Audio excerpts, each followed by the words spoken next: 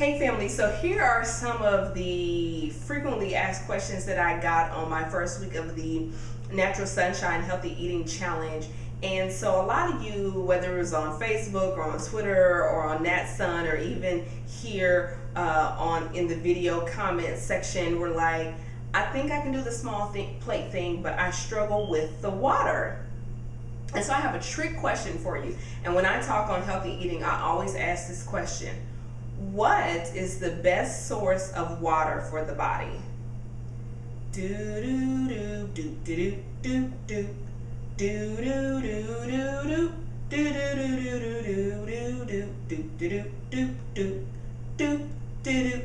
do do do.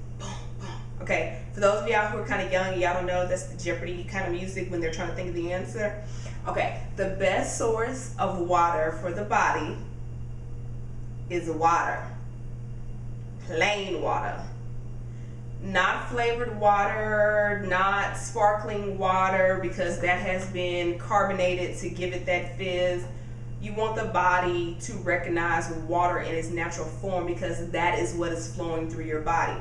And some of you are like, I don't like the taste. Oh my God, it doesn't taste good. So, for those of us who are over the age of 21, and maybe some of you who have been doing things that we won't discuss, a lot of us have experienced an alcoholic beverage before. You know, called a little liquid personality, a little liquid courage, whatever. Y'all done had something to drink, okay? And most of us, whatever we had the first times that we had it, we weren't a huge fan of the way that it tasted. But what we enjoyed was the result that we got from it. However it made us feel, whatever we liked about it, okay, we tried it again, okay? Not everybody, some of us. Not for those of you who were like, oh, I tried it, I didn't like it, and never again. Some of us kept searching until we found something that we liked. I'm just saying. But it's the same thing with water, okay? You can either choose to start drinking something that you may not naturally like the taste of. I find that room temperature water is easier for me to drink in large quantities. Some people find that it's easier to drink ice water. You just have to kind of figure out where you are as far as being able to take in large amounts of water. But you gotta want the benefits, and you have to say, I'm gonna do this so that I don't necessarily have to shoot myself with an insulin needle later on, or prick my finger, or take nasty pills. Okay, so you can either choose to drink water, which you don't find that tasty, which eventually you will, believe it or not, you will.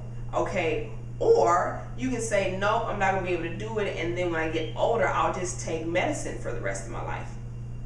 It's a choice. So, you know, I'm not saying you gotta do it. I'm just saying it's a choice, okay? So I really want to talk about that one, because I know that there's a huge struggle for people.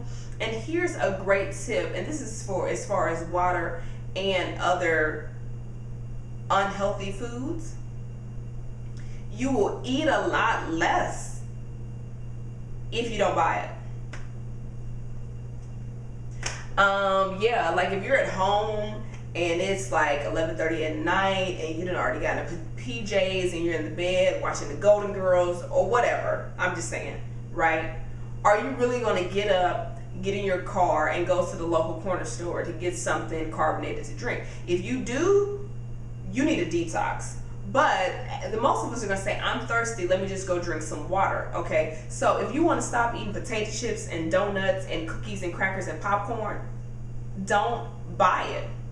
Don't buy it. Just don't buy it. That's a huge...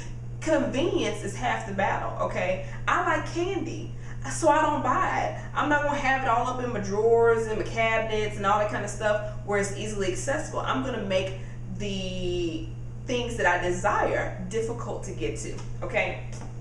So I also got a lot of questions about the amount of protein and calories. That number is really dependent upon what your healthy goals are, your medical condition, where you're at, if you're pregnant.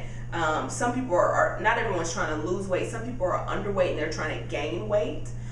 So you really need to either, if you really want to get into how many calories do I need, just know that I think the deficit, and don't quote me, you might have to ask a Keto Fit girl, to lose 1 pound is 1,500 calories, I think.